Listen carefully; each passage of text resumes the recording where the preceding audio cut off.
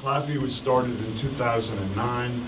Its mission is to provide resources and help for students, faculty, and anybody else who are interested in learning about, appreciating, and understanding the Western tradition, its history, yes, its flaws, but also its great achievements. And we do that primarily in two ways. One is we sponsor courses at UCLA for students, undergraduates. We're not sponsoring as many courses this year as I'd like to, and as we have some of them in the past. If any of you would like to help to alleviate that by contributing to CLAFI, I'd be very glad to talk to you about that. But the other thing we do, and we do have, fortunately this has been pretty secure because we've been getting some generous assistance since 2010 from the Harry and Linda Bradley Foundation. We have this program of public events, which mainly consists of lectures, seminars, and play readings. Occasionally we'll put on a conference on some subject. When lecturers come, usually not always from out of town, they give a lecture on a Thursday evening, and then they stick around, and on Saturday morning they lead a seminar on some readings which may or may not be directly related to the lecture.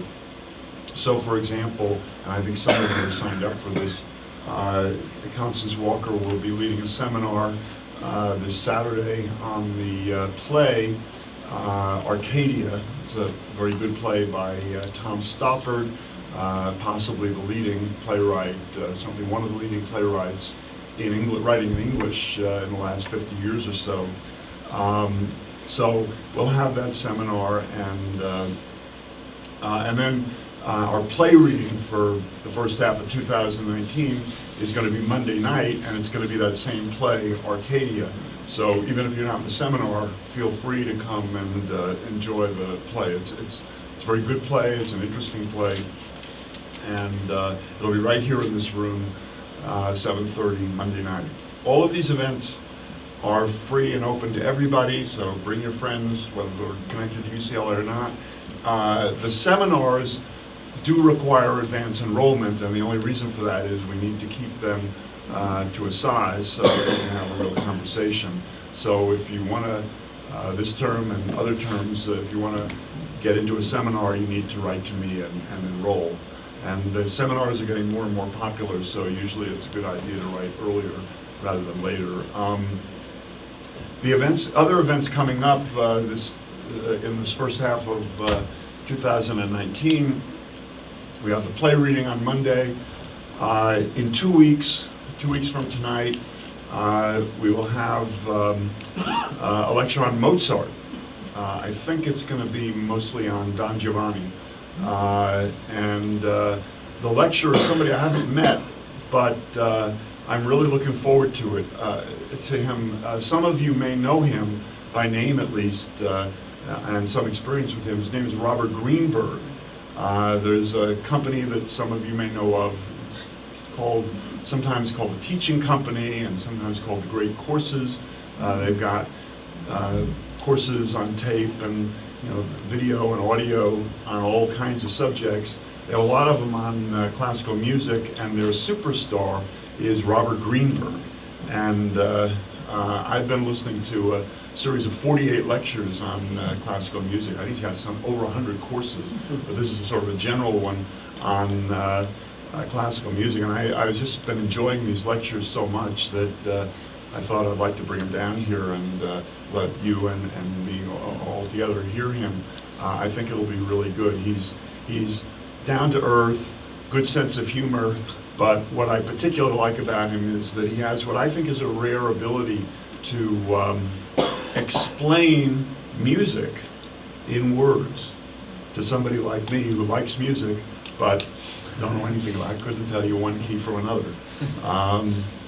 Of course, I can't do that when I'm trying to get in my door either.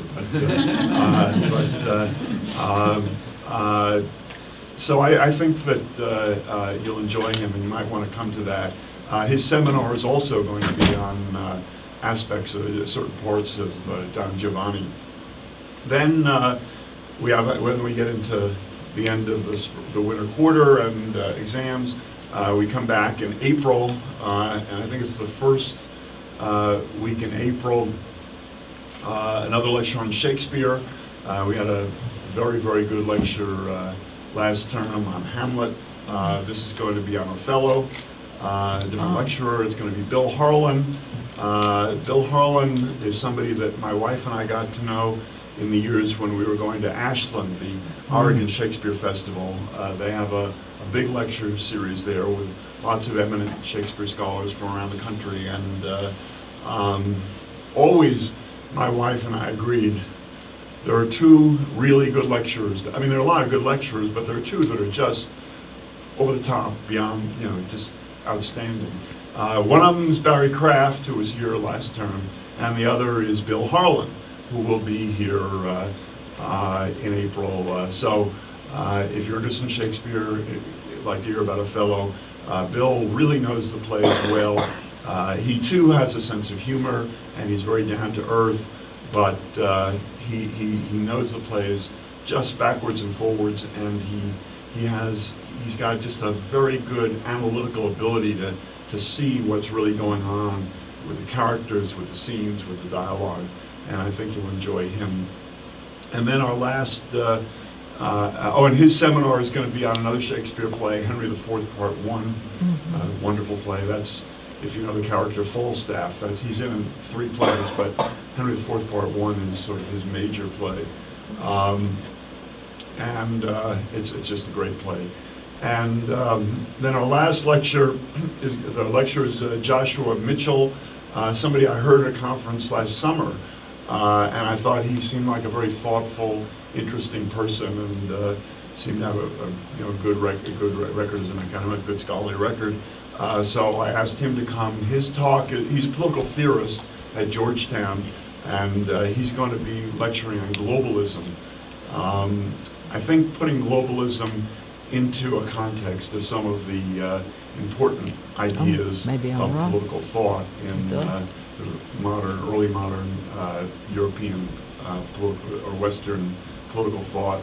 And his seminar is going to be some excerpts from, this is something we haven't done before, and I'm really happy we're doing it, Tocqueville, Democracy in America. So that's what's coming up, and that's the end of my commercial announcements. And now to the business at hand. I'm really glad to be introducing Constance Walker to you. I will go everywhere, search everywhere to find the best CLAFI lecturers that I can. And what brought Constance Walker to my attention was sometime last summer or fall, I was reading a journal that you're probably not familiar with called Plumb Lines. Plumb Lines is the publication of the G Wodehouse Society. How many people in the room know who G Wodehouse was? A few. G Wodehouse, in my opinion, is the funniest writer who has ever lived. He's the only writer who consistently makes me laugh out loud when I'm reading him. I've learned a year or two ago that there is a G Wodehouse Society. So, of course, I signed up for it. And so I started receiving this publication called Plumb Lines. And whether it was the summer or the fall issue, they had a speech that had been given in there. They have a convention every couple of years, and they had a speech that had been given there about G Wodehouse. And it was by Constance Walker. And I thought, this is really good. And so I contacted one or two of the people who are the leaders of the G Wodehouse Society. And, oh, by the way, his real name, Pelham Granville Woodhouse. Pelham got shortened to Plum, and so his nickname was Plum. That's why this is called Plumb Lines. And they said, well, she was good in person. And one of them was good enough to send me a tape recorder, an audio recorder. I listened to it, I thought this was very good. And then I found out that she's also happens to be an expert on Jane Austen and English romantic poetry and a number of other interesting things. I found this probably endeared her to me more than anything else. She teaches a course at Carleton College, which is a very good college in Minnesota where she teaches. She teaches a course in comedy, English comedy. And since I take comedy very seriously, everything looked good. So I asked her to come, and to my great pleasure, she agreed. And it really is a pleasure to welcome her and introduce her to you.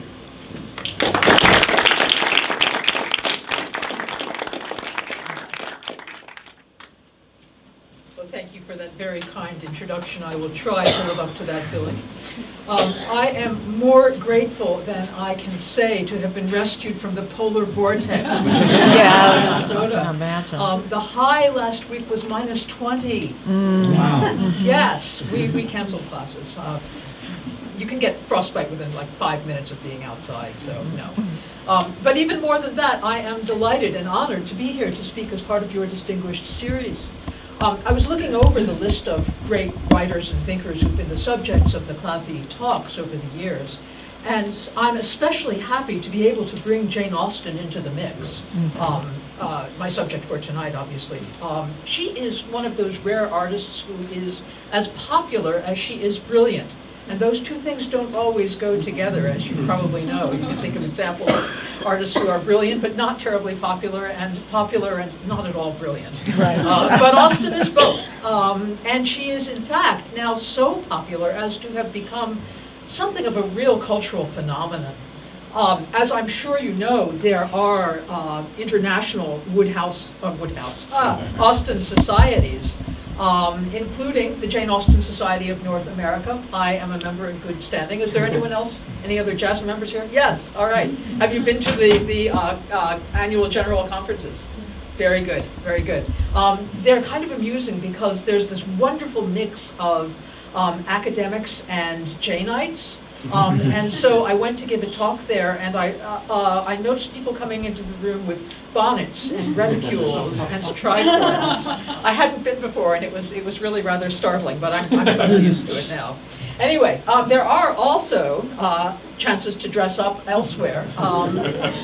This is the Jane Austen Festival at Bath. This takes place every summer in June, and last year, apparently it attracted almost 4,000 Austen lovers and Regency costume mavens. So if that appeals at all, you know where to go.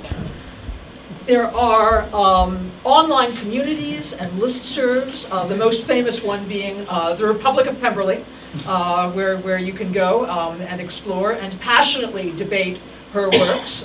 In fact, there have been flame wars about Fanny Price. They had to ban the whole topic of Fanny Price altogether because people just got too worked up about it and started insulting each other in very un-Austenian ways online.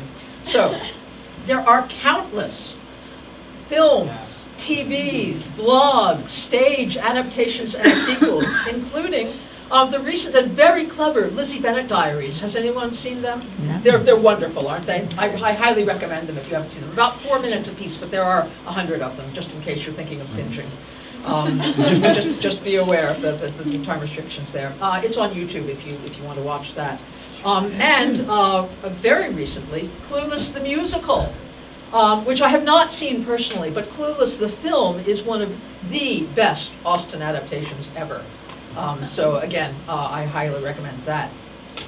There are games and apps, all sorts of games you can play online, including this one called Regency Love, in which you sort of play by assuming the persona of an Austenian heroine. You can choose your own name, and you can converse choosing these dialogue boxes with vaguely Austenian dialogue. There's something a little bit off about a lot of them, but I had to play it very extensively to discover that, of course. There's all sorts of Austen merchandise that you can buy now as well. You can, for instance, wear Jane Austen socks. You can play with your very own Jane Austen action figure. And you can even brush your teeth with Jane Austen toothpaste if you so desire. She gets no royalties. In fact, her commercialization is now so complete that she actually appears on currency, on the British £10 note that was issued recently.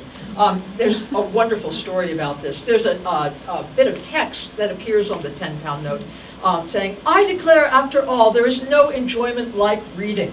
And that sounds fairly innocent unless you happen to know the context. It's from Pride and Prejudice, and it's spoken by Caroline Bingley. Caroline Bingley says this only to attract Mr. Darcy's attention, and when she fails to do so, she yawns and throws aside her book immediately. So the Janeites don't quite know whether to laugh or cry about what has been put on the £10 note, but they're very pleased that she's been there anyway. I love that. In academia, she has been so exhaustively studied that there are now scholarly books devoted not merely to her life and every aspect of her works, but to her fandom itself.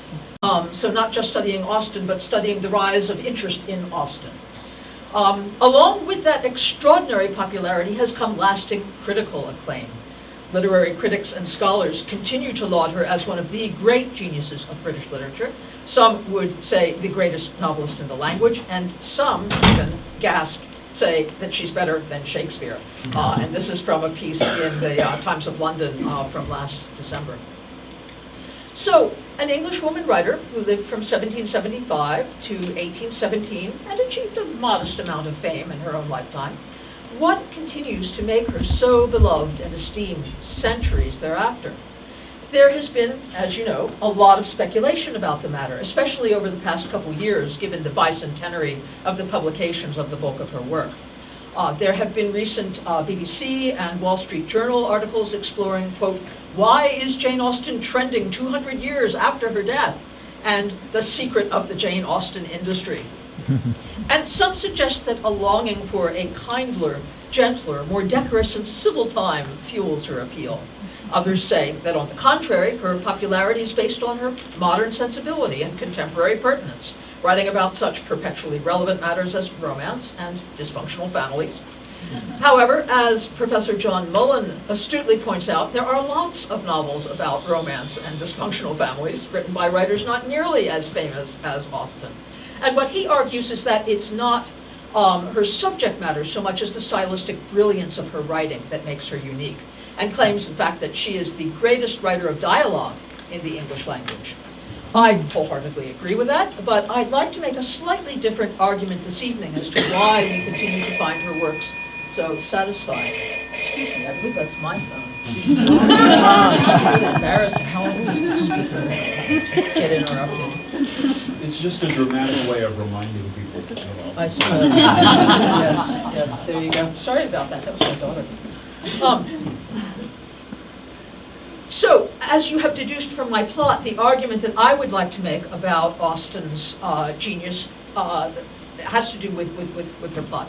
I know that there are readers who are not devotees of Austen, some of whom make the claim that all of her plots are exactly the same. A criticism which suggests that they either haven't read her books or haven't been paying attention when they did.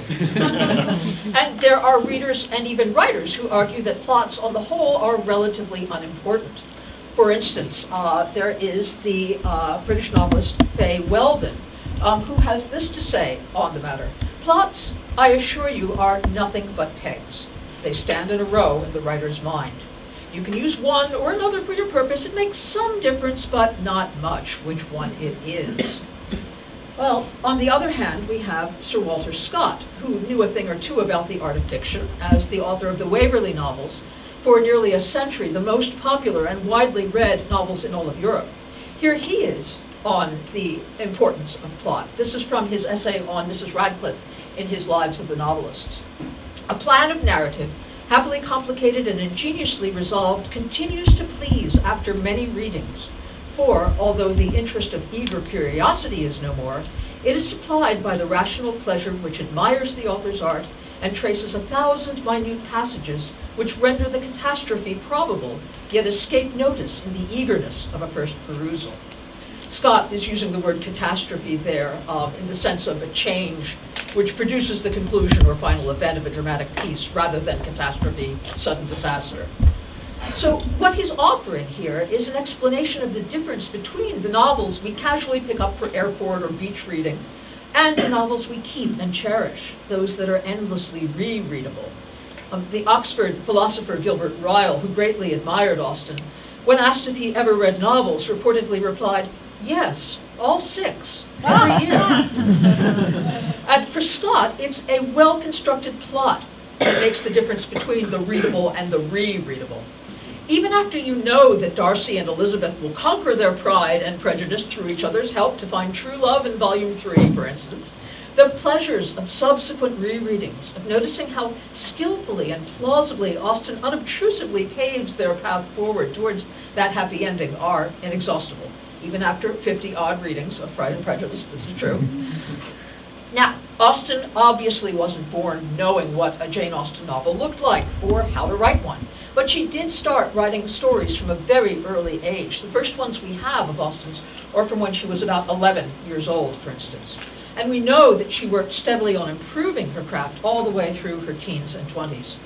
After several years of very short novels and several more of slightly longer but unfinished and abandoned works like Lady Susan and the Watsons, she did manage to write her first 2-volume novel, published posthumously as Northanger Abbey, not her title, and then her first 3-volume novel, Sense and Sensibility, in 1811, then what I would consider to be her first masterpiece, Pride and Prejudice, and she would go on subsequently to write Mansfield Park, Emma, and Persuasion, as well as an unfinished novel that she was working on when she died in 1817, later titled Sanditon. And apparently Andrew Davies, who was the scriptwriter for that famous 1995 BBC Pride and Prejudice, is doing a new adaptation for Masterpiece coming soon, so you might want to keep an eye out for that. Nothing from Austen's pen is too slight for dramatization. And as I mentioned, we know that Austen started writing at a very early age because of 3 notebooks of hers that have been preserved. They were passed down in the family for a number of years and then sold eventually to the British Library and the Bodleian Library. And the stories and sketches in them seem to have been written for the amusement and entertainment of her large family. She was one of 9 children, the next to last. Oh my gosh. Sir David Cecil tells us in A Portrait of Jane Austen that reading aloud was a great feature of Austen family life. Their father, the Reverend George Austen, a clergyman and schoolteacher, gave them the run of his library. There, they grew acquainted with Pope's poems and Shakespeare's, with the essays of Addison and Johnson, with the novels of Richardson and Sterne and Fielding and Fanny Burney, and all this well enough for references to them and quotations from them to become part of the texture of their conversations. From reading and talking, it was a short step to writing.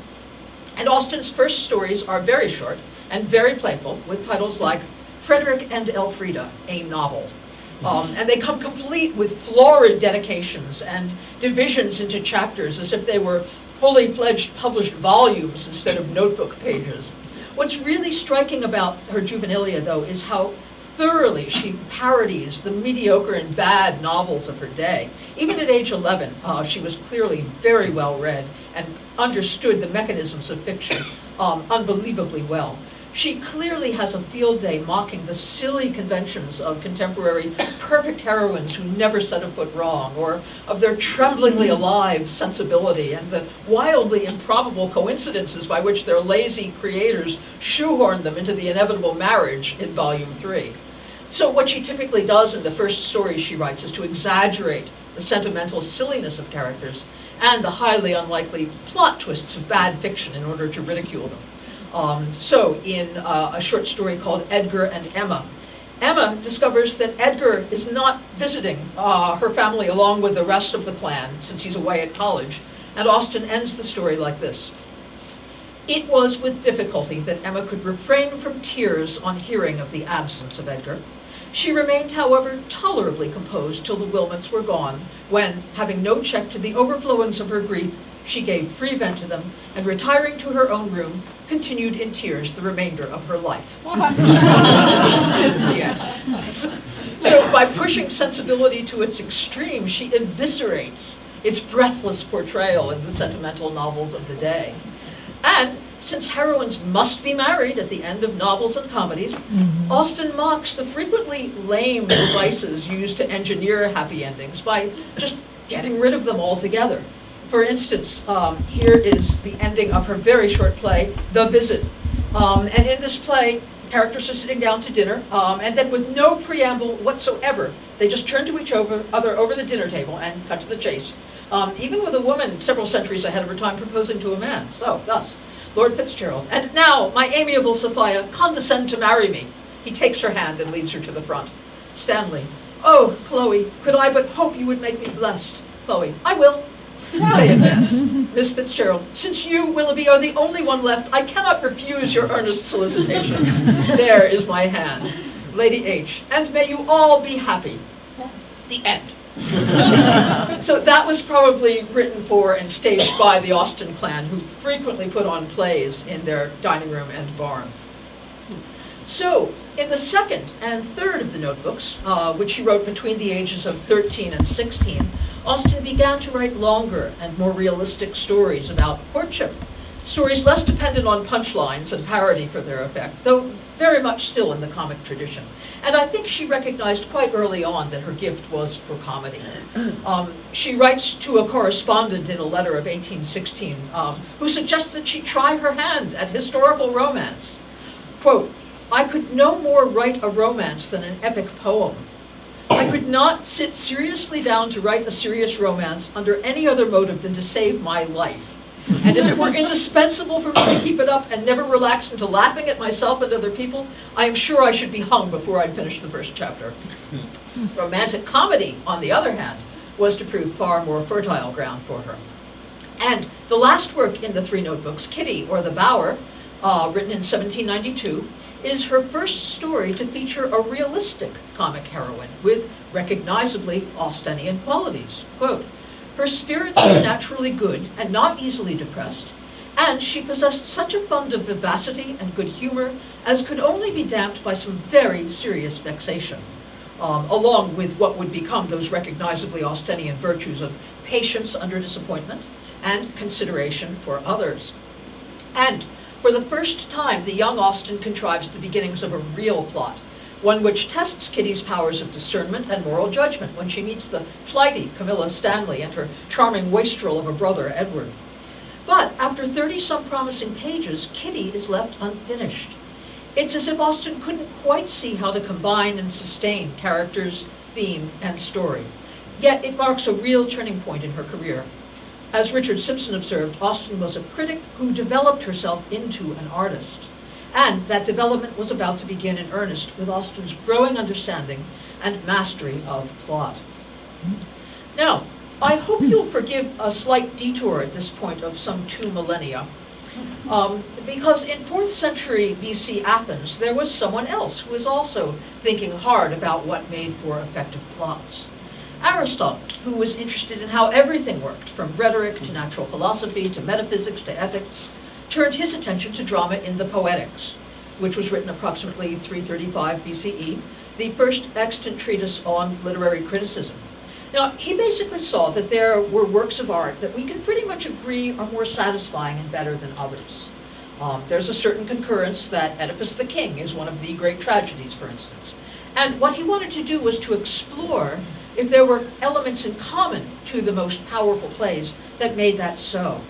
Now, the art of fiction per se hadn't been invented yet, but since fiction and drama share many elements in common, the precepts of the Poetics are commonly cited in analyses of plot and character more broadly, like this one. So, just a very brief review of the main argument of the Poetics. Aristotle's central claim is that tragedy is an imitation of an action that is complete and whole and of a certain magnitude, a dramatic depiction of events that first arouse and then purge fear and pity. It's important to note, as Francis Ferguson points out, that by action, Aristotle doesn't simply mean deeds, events, or physical activity, but rather the motivation from which deeds spring. So the imitation of a complete action, therefore, would trace the trajectory from conscious and unconscious psychological motivations of character through their deeds from the beginning to end by means of the plot. And Aristotle terms plot the first principle and soul of a tragedy. Tragic action entails a change of fortune from good to bad, brought about by a mistake or mistakes made by the protagonist. The best plots, Aristotle thought, were both consistent and believable, with plausible characters making plausible mistakes in plausible situations, and carrying a certain weight with them, such that we are emotionally invested in the action depicted and its consequences, and such that we fear for the characters and feel pity when things start to go wrong. Plots, ideally, should also seem both surprising and inevitable at possible, such that at the end we simultaneously say, I never saw that coming, and that's exactly what should happen. It's harder than it seems to get both of those together. Now, in terms of structure, Aristotle distinguished between simple plots and complex plots. In simple plots, there is a succession of events, but without necessarily a causal connection between them. So a typical episodic plot would be like that of Don Quixote, well, a picaresque novel where you have one adventure after another after another. It doesn't particularly matter what order those adventures come in. The plot is just one thing after another. Complex plots, on the other hand, which Aristotle, by the way, considered as superior to simple plots, have three essential characteristics. Complex plots contain what he terms recognition, reversal, and what S.H. Butcher translates as a scene of suffering. So recognition, then, is when the protagonist realizes the mistake that he or she has made. So back to Oedipus the king, when Oedipus discovers that he himself is responsible for the curse on Thebes. The reversal is the change in fortune that results from that discovery, as when Oedipus blinds and exiles himself, becoming Oedipus the shunned beggar as opposed to Oedipus the king. And the scene of suffering occurs as the recognition hits home, with protagonists filled with remorse and despair at their mistakes, spurring our emotions and sympathy as we watch the tragic conclusion of the action play itself out.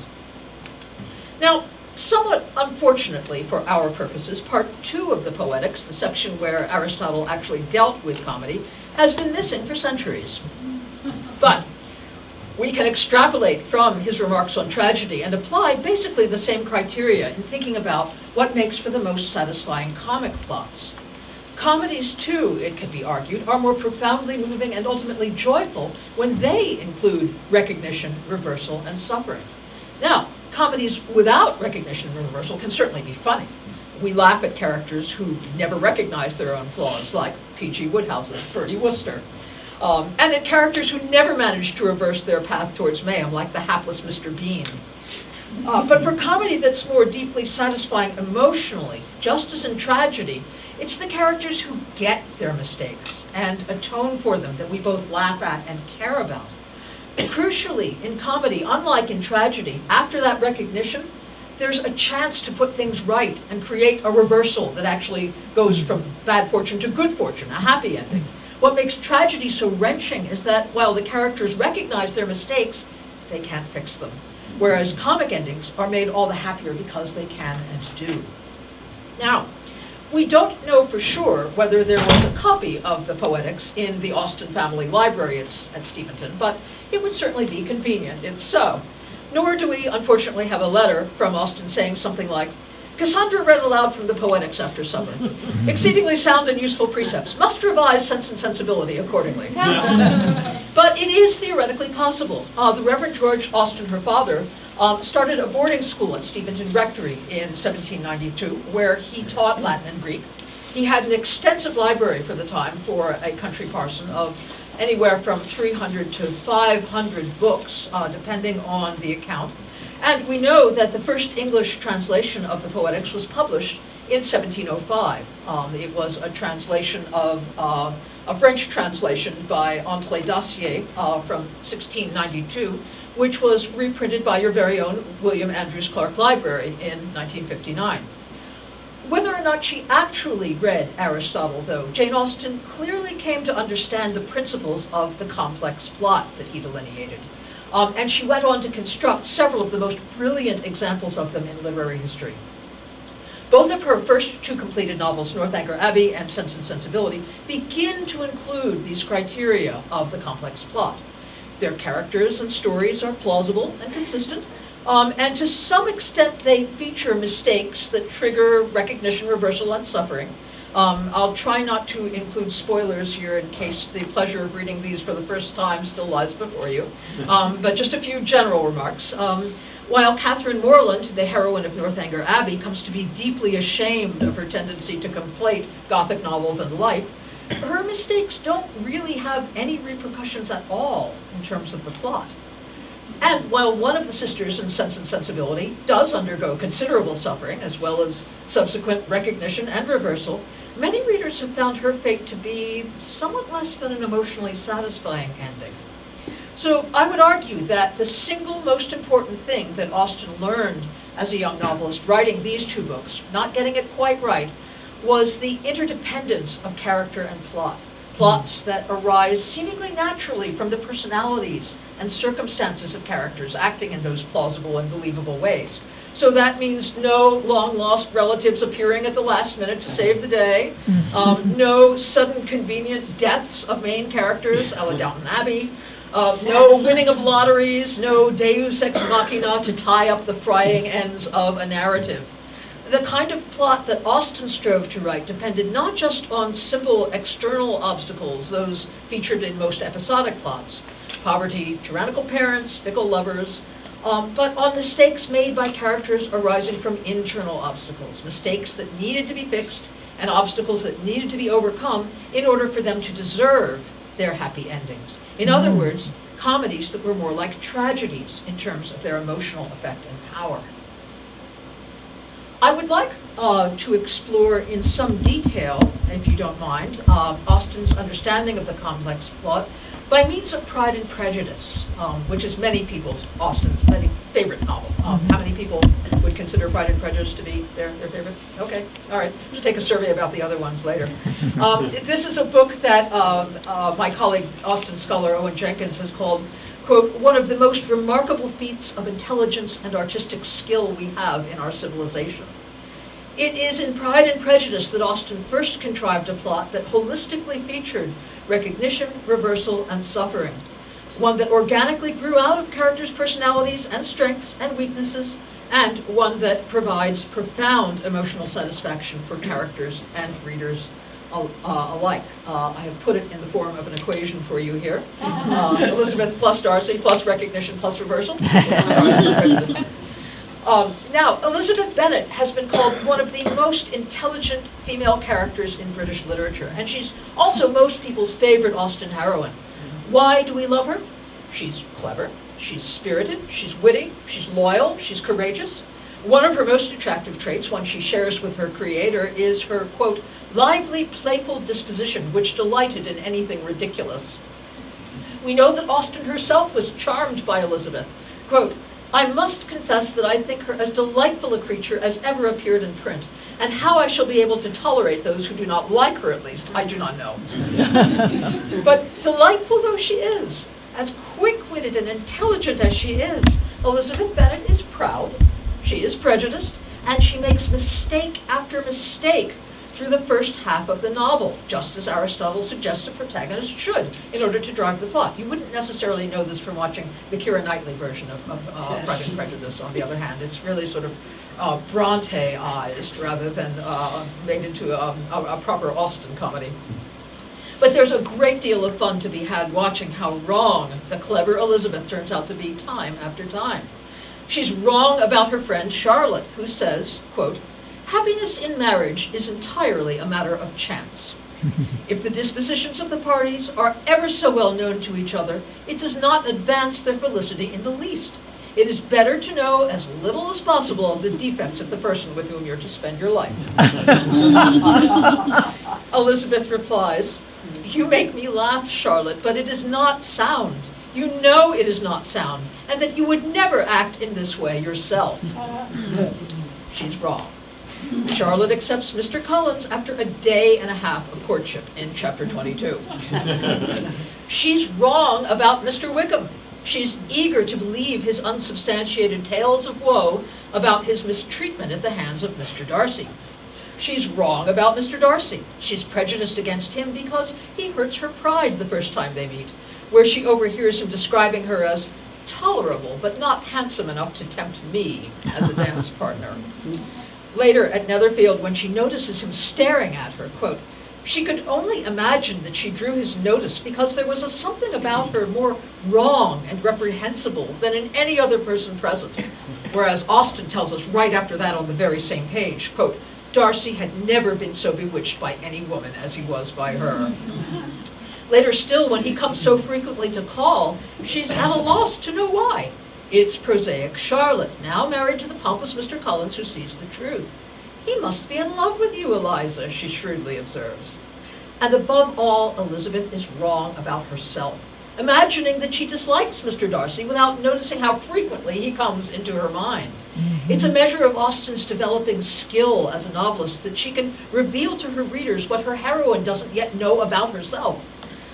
Elizabeth is blinded by her prejudice to Darcy's feelings and to her own. So Pride and Prejudice is a comedy about a heroine who doesn't realize that she's in love with the hero or that the hero is in love with her. A situation ripe for recognition and reversal if ever there was one.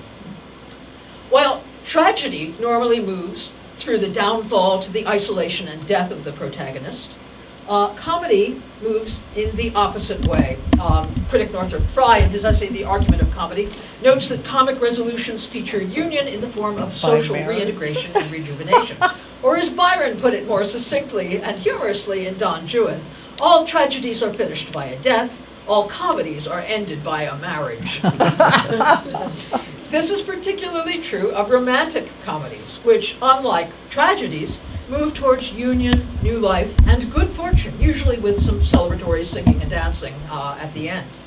And comic heroines deserve heroes of equal spirit and merit to appreciate them, court them, preferably with witty repartee, and eventually marry them for that ending union.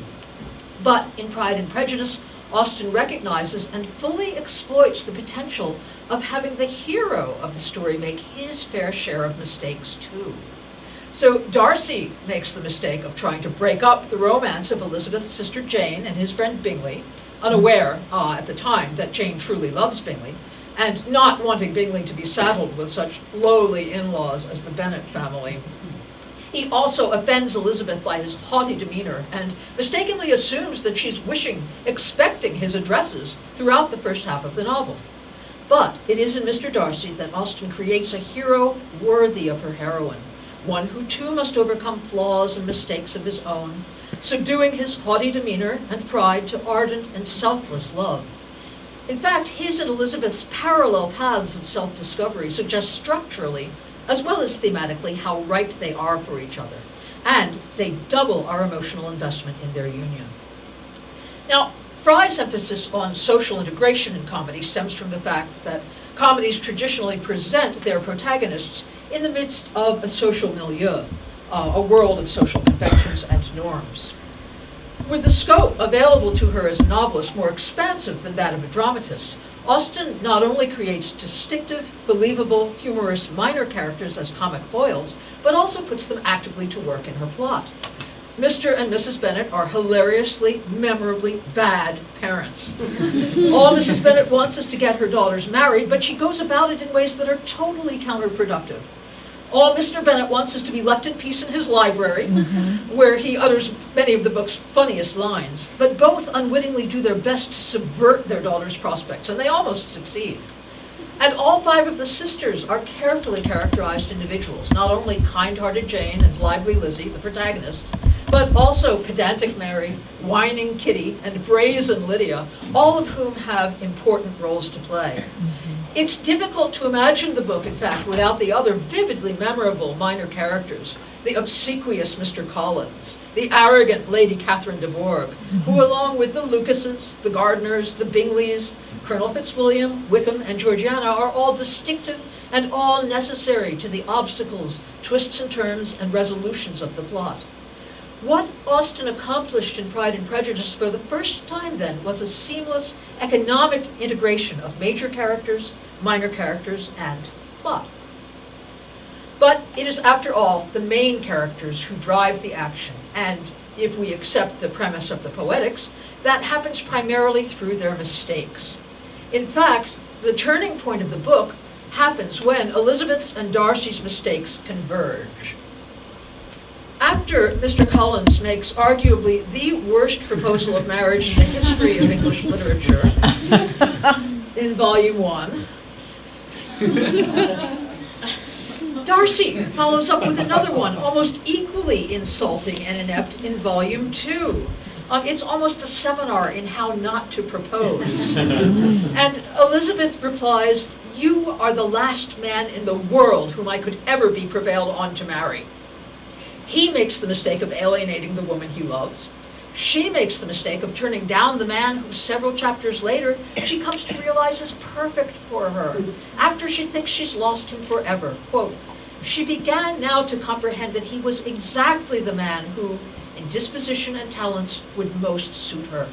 His understanding and temper, though unlike her own, would have answered all her wishes. It was a union that must have been to the advantage of both." But how on earth is that disastrous proposal and refusal going to get walked back? By following the Aristotelian way, with Elizabeth and Darcy's recognitions and suffering preparing the ground for the glorious comic reversal. The suffering begins almost immediately, as the humiliated and rebuffed Darcy stays up half the night writing a letter containing both a lengthy justification of his own actions, but also an apology for his own mistakes. Reading the letter over and over and over, till she practically has it memorized, Elizabeth's fury at him changes to mortification and self-reproach. "How despicably have I acted," she cried, "I who have prided myself on my discernment, I who have valued myself on my abilities. How humiliating is this discovery, yet how just a humiliation. Had I been in love, I could not have been more wretchedly blind. Till this moment, I never knew myself." Well, she's got a little ways to go, but it's a good start. "Both he and she have acted badly on false assumptions. He has been wrong in separating Bingley and Jane, assuming mistakenly that Jane isn't in love, and he's been wrong in telling Elizabeth that he's proposing to her against his will and better judgment. Elizabeth has eagerly and wrongly believed Mr. Wickham's falsehoods, but she and Darcy both have the greatness of mind and heart to recognize how wrong they've been and the courage to act to set things to rights." So what makes the third volume of Pride and Prejudice so particularly satisfying then is that both hero and heroine play an active role in the Aristotelian reversal, finding ways to overcome their mistakes and to show their love, remorse, and forgiveness for each other in ways that are both surprising and inevitable. Darcy both reforms his manners and actively proves how much he still loves Elizabeth. Without even telling her behind the scenes, he quietly and selflessly rescues her wanton sister Lydia from disgrace after she elopes with Mr. Wickham. Elizabeth, full of remorse for her previous blindness about Wickham, Darcy, herself, and everything else, discovers Darcy's unexpected role in saving Lydia and seizes the day to tell him how grateful she is for his generosity and love, which prompts a second, and this time a successful proposal. And the lovers go on to directly address and apologize for the misunderstandings and mistakes of the past. Darcy tells Elizabeth, "What did you say of me that I did not deserve?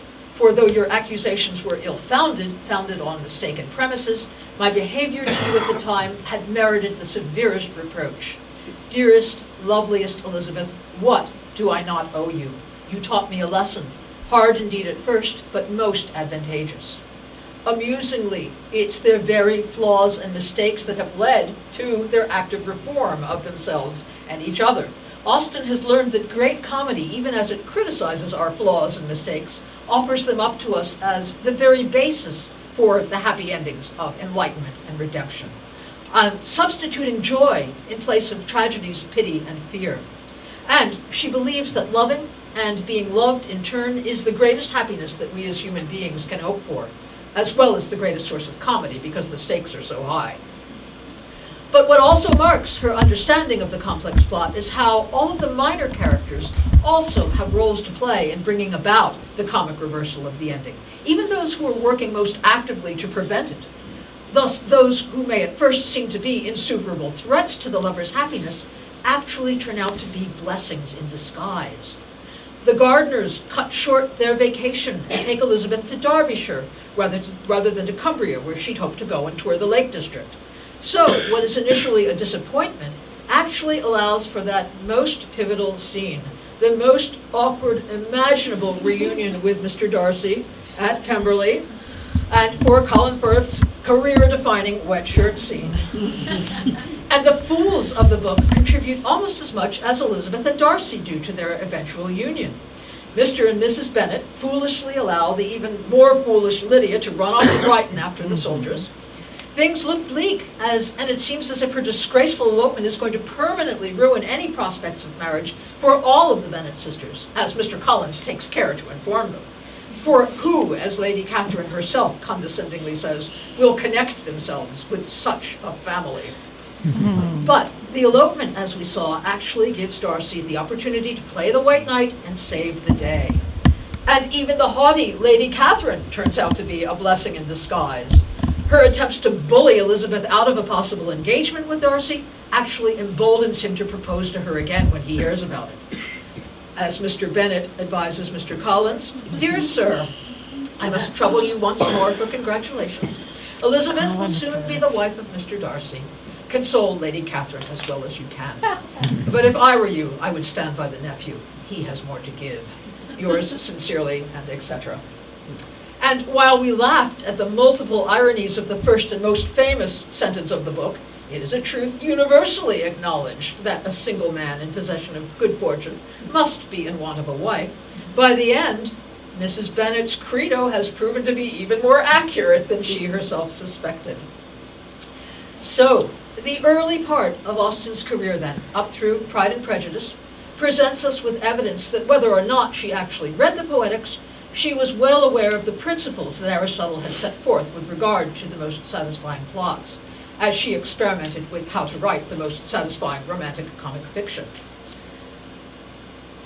And Pride and Prejudice is not anomalous in that regard. While she never repeated plots or characters, she continued to incorporate features of the complex plot into Mansfield Park and Emma and Persuasion. In fact, if I had time and I were to pursue my line of reasoning further, I might want to argue that each one of those later novels highlights one of the features of Aristotelian tragedy in particular, the complex plot that is, while including all three of them. Mansfield Park, for instance, is an exquisite study of suffering. Emma is generally regarded as Austen's most perfect portrayal of recognition, and Persuasion contains her most thrilling romantic reversal. However, I wouldn't want to end by suggesting that the Aristotelian model of the perfect plot is the only perfect plot, for I don't believe that to be the case. I'm thinking, for instance, of such brilliant recent works as David Mitchell's Cloud Atlas, or Tom Stoppard's Arcadia, with those multiple intersecting and overlapping storylines that are so beautifully suited to their content, both of them informed by a post-Newtonian conception of time and space. But Austen's plots, 200 years old, have certainly passed Sir Walter Scott's test of rereadability with flying colors. And to read her books with an eye to watching her experiment and grow as a writer, mastering her art and learning to write some of the best and best loved books in the language is to discover a story as thrilling as that of any of her heroines. Thank you very much. Wow.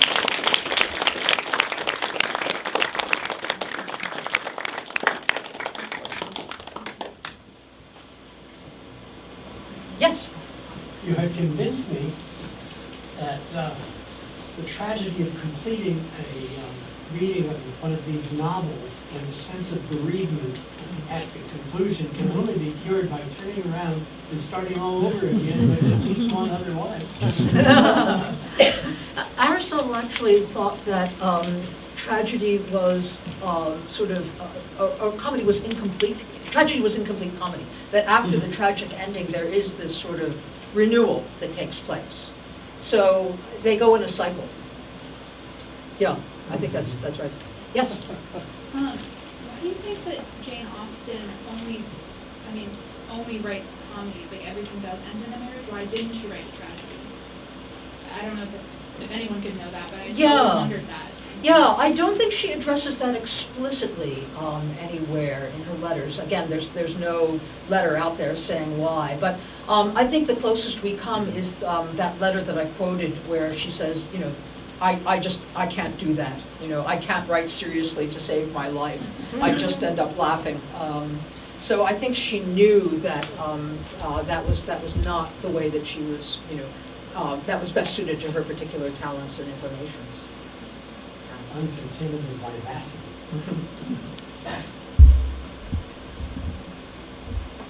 Yes. I'm just curious about what she considers a good marriage, because in that book, I got the feeling that the fact that he came from a well-to-do family was a big plus. There's actually a historical precedent for misreading the novel slightly. There's a scene in the 3rd volume where Lizzie and Jane are talking about her affection for Mr. Darcy, and she says, I believe it dated from the time I saw his extensive grounds at Pemberley, and Jane then tells her to be serious. So that it's treated as a joke there. Jane Austen was not unpragmatic. She did not believe in a love in a hut, you know, living on bare scraps of bread, but I don't know that that was the most important thing either. I mean, I think that the books are a celebration of love, returned passionate love. So money plays a role, but it's not nearly as important for her, I believe. What do you think of the comparison between Pride and Prejudice, the comedy of Pride and Prejudice and Emma, and the importance of being earnest? It seems to me that earnest reminds me of Jane Austen, but on steroids. Yes, there's a brilliant essay by Camille Paglia, actually, on Oscar Wilde and the English Epicene, where he traces Oscar Wilde back of a heritage through Lewis Carroll and goes back to Austen as well. So, yeah, she sees a direct line of descent there, and I think that's absolutely right. You know, the witticisms of Mr. Bennet, for instance. DNA that carries. Yes, that's right. That's right. Yeah, I think that's absolutely right. And obviously, everyone knew Austen. So yes, I think that's a very good connection with Oscar Wilde. Of course, in Oscar Wilde, all of the characters talk like Oscar Wilde. You know, everyone just spouts epigrams, and it's quite wonderful. But I think steroids is right. One-liners. Yes, that's right. That's right. Any Youngman. Yes, right. And the early works of Austen are more like that. They're more parodic and burlesque, and they're much broader in terms of their humor. You know, and again, they were written to be read aloud to her family and to amuse. So lots of punchlines in them, the way that you get in Wilde. But that's an excellent connection. Yes? Just curious, there's a debate about Mr. Darcy, and I was wondering which side you fall on. I studied Jane Austen pretty extensively in college, and when I was in a huge lecture class as the only man in like a 100-person lecture hall, charged with writing my term papers on the men of Jane Austen. And I wrote one entire paper about Mr. Darcy and how I thought that Jane Austen was actually writing a subtle exploration of autism before autism existed in her dialect. So I'm curious if you think that Mr. Darcy might be on the autism spectrum. I will tell you, first of all, that I'm currently teaching an Austen class, and there is one man in a class of 22 women. Boom. So Yeah. there you go. I had not ever thought about Mr. Darcy as autistic. There's moments of the text where he says that he doesn't like to be touched. Yes. He speaks his mind. He's very single-minded, and doesn't have much of a, like, his opinions come straight out. Mhm. There were also like facial tics in tiny little moments, and it made me wonder if Jane Austen might have known someone. Yes, I don't know. I don't know if she did or not. I mean, I would say that he pretty thoroughly reforms by the end of the book. Mm. You know, and a lot of that demeanor apparently gets left behind once he falls in love with Elizabeth, and they start interacting in a very different way.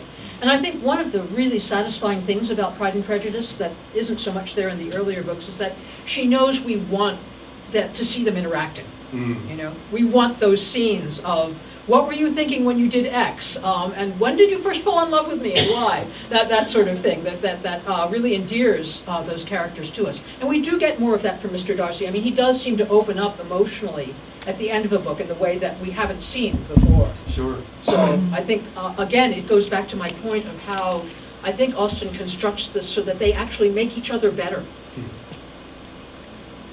That's great. Thanks. Sure. Autism, I'll think about that. Yes? Years ago, I heard a scholar ask the question, what's wrong with him? And she didn't come up with autism. She said he was shy. And we're all going, shy? He has $1 gazillion. But then she built her case backing up shyness. Good.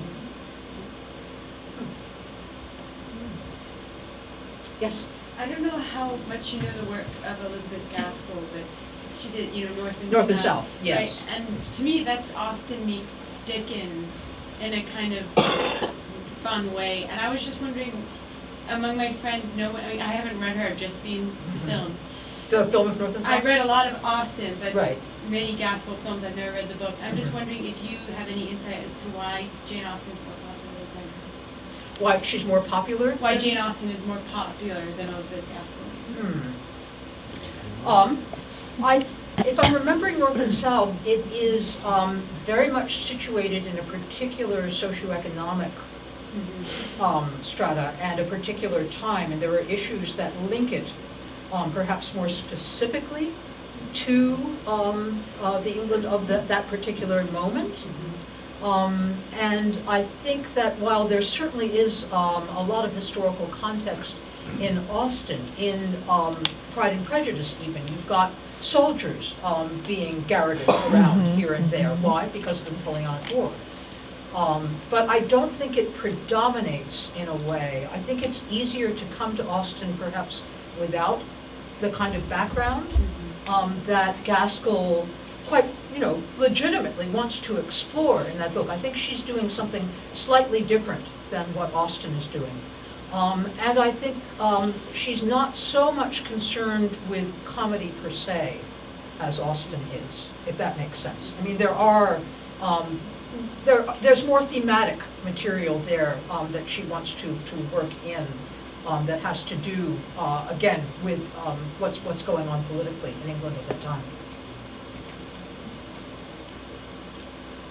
Yes? Sort of suggested by the question that Victoria asked earlier about why Austen never wrote tragedies. It seems to me that I think of tragedy and comedy as complementing each other, both suggesting different ways to think about death.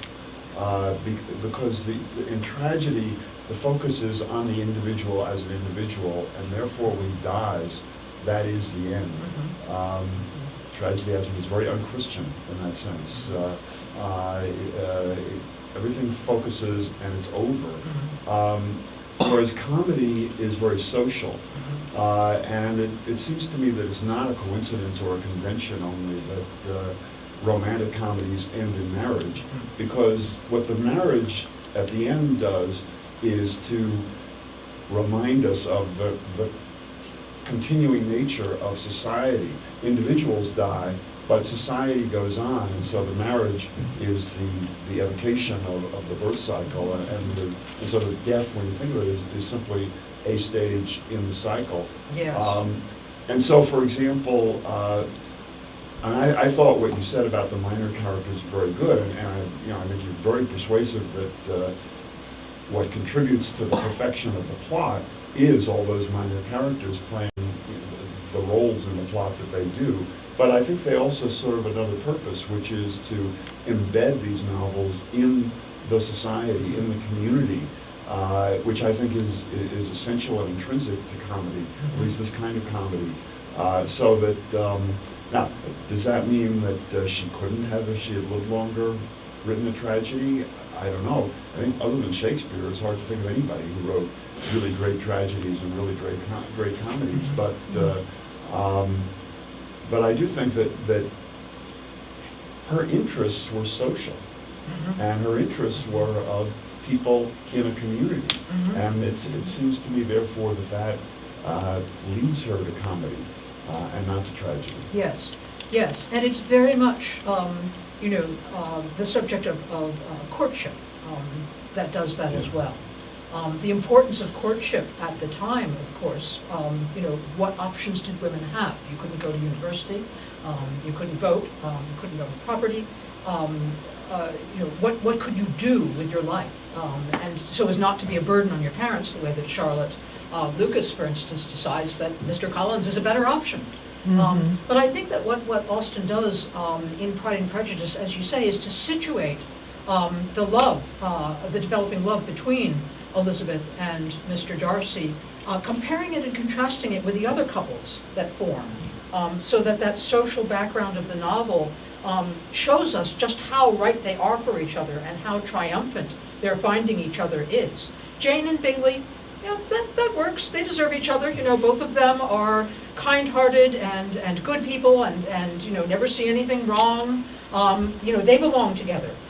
Lydia and Wickham probably deserve each other, but there's a kind of hierarchy there, and it takes place in a culture where husband hunting is the unacknowledged game that has to be played to get ahead. So yes, I think that she's very interested in exploring these relationships in that social context. And I will send you the Northrop Frye piece on the argument of comedy, which I think would talk about the relation of comedy and tragedy, going back to the very beginning of your question. Yes? I actually wanted to take the conversation back to a point that you made earlier about Austen's style sort of evolving from punchline heavy, quick witticisms when she was younger to sort of what we know as her more subtle but still very clever narrative style in her novels.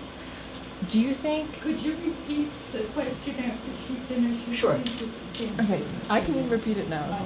Yeah, I was just asking if there was like a difference in her evolving style from when she was younger to when she was writing her novels that we know her for.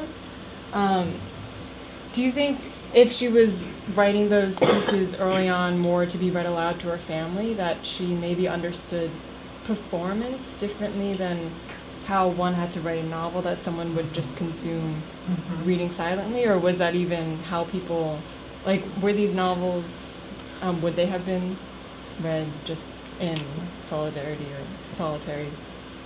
Reading aloud was quite popular at the time, and I'm imagining that there were many households where her novels were actually read aloud. But your question about performativity is really an interesting one. And I think what I would want to argue is that what Austen does is she sort of makes all of us into her family. She learns to write in a way that reaches out to us, and that sort of implies, that we are intelligent enough to be in on the joke. So the ironies of her narrators, no one who had seen Catherine Morland in her infancy would have thought her born a heroine, to be a heroine. The first sentence of Northanger Abbey, again, is a sort of wink, wink to us, saying, of course we all know these conventions, don't we? And it's sort of getting us on her side and making us almost her confidant and her friend as she's proceeding to tell the story to us. So I think she is very aware of writing for an audience that is no longer her family and not knowing who's going to be picking up her book, but how to sort of establish common ground and how to establish readers that will appreciate what she's doing. I think she does think about that, and I think that she very deliberately works on narrative strategies, primarily through the narrative voice, that does that. I don't want to go off into free and direct discourse, but I could, and I think that's another way that she, sort of reaches out to us to sort of pull us in and let us see things that the characters don't and appreciate what she's doing. Yeah, it's a good question. As you were talking about, at the time, marriage being the only game in town for a woman, and the other lady's question about tragedy, it kind of struck me and made me think about Edith Wharton and a certain way. And I was wondering if you think there could be an argument made that she's sort of the tragic answer to Austen, because those are the heroines that are also, engaged in trying to find that mate, and House of Mirth, Age of Innocence, Yes. Summer. It's sort of like what happens when that doesn't, when they're Right. unsuccessful, and the sort of panic and tragedy that follows when they fail to find their mate. Right, that makes a lot of sense. So courtship tragedy, Courtship tragedy. as opposed to courtship comedy. Yeah. Yeah, where things don't go wrong and those things do go wrong, opportunities get missed, and there's no chance for the happy ending. Yeah, I think that's a very nice connection. I had not thought of Edith Wharton. Well, Like that, but there you that's go. good. Thank you. No, you should write that paper. I like that very much. Anne. Thank you. I really was very impressed with that argument about Aristotle. And I've been mulling over the quotation from Byron. Comedies are I didn't ended even know with a you'd be marriage, here, and I put it because there are two ways of thinking about Exactly, that. yes, Comedies yes. end with a marriage, or marriages are not comedies. Yes.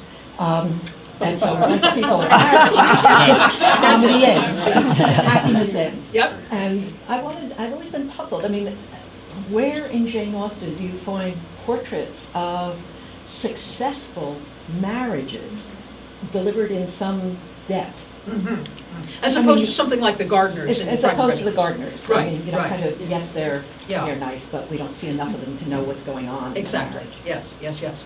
Or the Crofts, perhaps, in Or- Persuasion. Admiral That Croft. might be a Yeah. stronger Yeah. possibility. I like that. I suspect, and again, I do not know for certain, but I suspect that courtship interested Austen much more than marriage. Because once you're married, it's all over. There's that casually brutal reference to the Wynne sisters in Kitty or the Bower, where she says, well, she was married, so there was no hope anymore. But I think that courtship is much more interesting to her as a novelist, because courtship is the time of your life when your future lies before you, and yet you're old enough to be able to make decisions. Interestingly, she's not too much interested in children either. I think there's like one talking child in all of Jane Austen and the Watsons, and he's wonderful, but she doesn't really, she's not interested in the age before, you have agency. But when you are setting out in the world, and you need to sort of make your way and figure out who is a true friend and who is a false friend and who is a true suitor and who is a false suitor, and try to find someone that you love and who loves you. How do you do that? I mean, those are really interesting questions for her. And again, it goes back to, I think, what Daniel was suggesting about the social milieu that interested her as well. But I think she just finds those sort of life-changing decisions that you are called on to make as you leave adolescence and become a young adult, the most, fertile ground for a novelist, at least for her. Does that make sense? Although she spends a lot of time talking about bad marriages. Yes, she does. Yes. The Bennets, for sure. Sorry? The Bennets. The Bennets, yes. For sure. Yes, exactly. Yes. But I do think there are hints, nothing that's really complex, that show what the teamwork of a good marriage and good parenting would be. When Emma and Mr. Knightley work together to distract her father, Yes. they're each working together when Wentworth takes the little boy off of Anne's shoulders. We know what kind of marriage, I think it hints strongly that they will have a partnership, each looking out for the other. Yeah, but good marriages are extremely rare, I think Oh, is what yeah. she's suggesting. Especially ones that her heroines deserve by the ends of their trials and tribulations. And she does put them through trials and tribulations in all of the novels. Perhaps nowhere more so than in Mansfield Park. Poor Fanny. Yes? You know, I think, carrying on to what this lady said, I think coming of it for young people coming of age and thinking about getting married or wanting to get married is a great period of uncertainty Yes. in our lives. And I think perhaps uncertainty provides more fodder for creating a story. Mhm. Not that marriage is certainty, Yes. but you certainly have settled on a partner Mhm. and you're looking forward to the future. Mhm. And there's not so much uncertainty. Yes. Because youth, by definition, people are uncertain. Mhm. Whereas once you get settled, you feel less that way. Yes, yes. I mean, I'm thinking of a sonnet sequence by George Meredith called Modern Love, where the dissolution of a marriage is explored in great detail, but there's not, as you say, the kind of dramatic changes that are possible for a story if she does believe in recognition and reversal. The payback, I think, is greater, as you say, at a period of life when there are more of those major decisions to be made about what kind of person you want to be. Yeah, thank you for that, yes. Thank you. You mentioned something about how her novels, obviously they're set in a certain time period, but they only loosely made reference to maybe the political or the specifics of that particular time period with the troops being garrisoned and so forth. I was at exhibition at the Folger Library about a year ago. They did a big Austen. The Will and Jane one? Yeah. Oh, yeah. Yes. And so that was fun. They had Colin Firth's shirt. So Yes. I see it up I heard close. about that. But the docent who was leading us through said something about how she didn't comment on the politics of her time. And I thought it was an interesting comment because she didn't comment on the politics that affected men of her time. I felt like she really did comment on the politics that affected the women of her time. Yes. Because she makes several comments, Pride and Prejudice and Sense and Sensibility, all throughout all the novels, that property, the transfer of property was through the male line, so that women never had agency. That's they right. never had an option, even if they married their brother or their son-in-law or there was always a man, with very few exceptions. Maybe Lady Catherine was probably one of the leading exceptions of a woman who seemed to hold on to her own property. But I thought that was an interesting comment, and I just didn't know if there's been any study about her comments on some of the political ramifications of being a woman in that time. Anne Mallour could tell you a great deal about this subject. We were just talking at dinner about Wollstonecraft's considerable influence on Austen, exactly, as a matter of fact. Yeah. So yes, no, I think you're absolutely right. There's also a brilliant book by Jocelyn Harris on persuasion, which situates it in the politics of the day, and talks about, also in Romanticism, but very much in terms of the Napoleonic Wars. Yes, I think there was a period when Jane Austen was considered to be unpolitical, and I think those days are long gone. She's not as blatant as other writers, perhaps, in terms of stopping for a commentary on what was going on in the war at that particular point in time, but it's very much there. So yes, thank you for that. I think that's really important to keep in mind. Yes? So, well, I was just wondering, because it seems like, and from your class and in his class, and it seems like openly most of the Jane Austen fans are women. And I was wondering, is that? But at the same time, in my school, when my high school, when we read the Pride and Prejudice, I remember all my friends, we would all openly admit amongst ourselves that we had read ahead because we just couldn't put the book down. That makes me so happy. But I was just wondering, do you think that Jane Austen had something, kind of target her audience, or had something in her novels that appealed more to women, or is it that hey guys just won't openly admit that they that they like these books, or is there something, or do you think there's something in her novels that appeal more to women? That's an interesting question. I mean, she does say at one point that we are all great readers, and we read lots of novels. And she has her hero in Northanger Abbey, Henry Tilney, say, a person who doesn't appreciate a good novel must be intolerably stupid. So I think men did read novels back then. It might have been more socially acceptable than it is now for guys to read novels. I mean, you can help me with And her this. novels specifically? I don't think that she wrote for an audience of either gender. I think that they, can and should be read by people of both sexes. There's a recent book by William Dershowitz, Jane Austen Education, What I Learned. Yeah, you've read it? Yeah. So some men do. I don't know. Do you think it's that she just sort of has, been relegated to the chick lit category? That's what I was kind of wondering, but I'm not sure. Yeah, it's unfortunate if so. But nevertheless, as I was talking about at the beginning, I think there is a reasonably booming industry such that,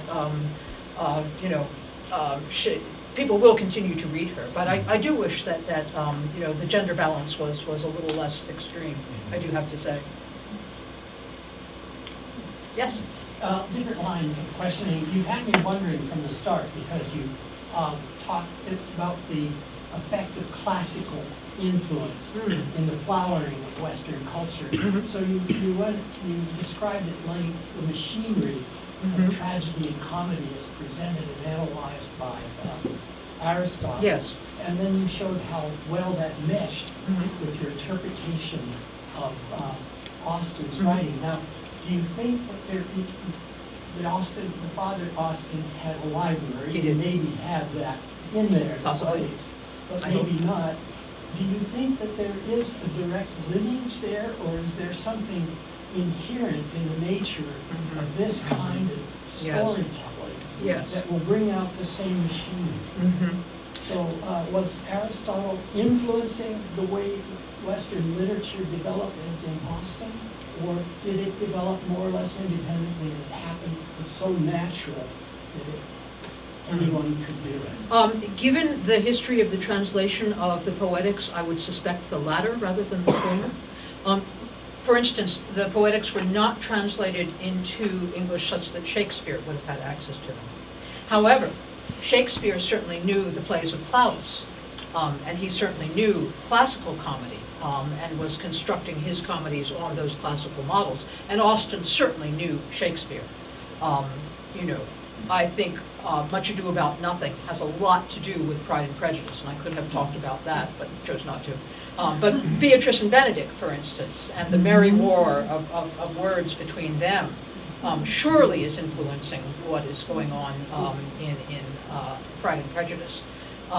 There's a line in Emma where she's quoting a line from Midsummer Night's Dream, "The course of true love never did run smooth." Said, ha ha ha, the Hartfield edition of Shakespeare would have a very long footnote on that. So clearly Austen, has internalized Shakespeare and knows, how his plots turn as well. But I think that it's probably more coming from comic tradition and from Shakespeare rather than an academic knowledge of Aristotle, given the history of translation. But you say that was rooted in the Latin Plautus and others. Yes. And Oh, yes. that was rooted perhaps Roman in New the Comedy, Greek tradition. absolutely. And so there is Yep. that lineage, though it wasn't so direct. Yes, yes. Aristotle says this, therefore I will write Pride and Prejudice in Right, this way. right, yes, no. I wish I could start my British comedy class with Plautus, as a matter of fact, and with Roman New Comedy, because again, jokes that are old in Shakespeare are coming directly from Roman New Comedy. Yes. Jokes that we still find funny, as a matter of fact, but it does have classical roots, absolutely. Very nice lecture. Very Oh, nice. thank you. Thank you. Thank you, that's very kind. I really appreciate that, thank you. Well, that's probably a good play of time.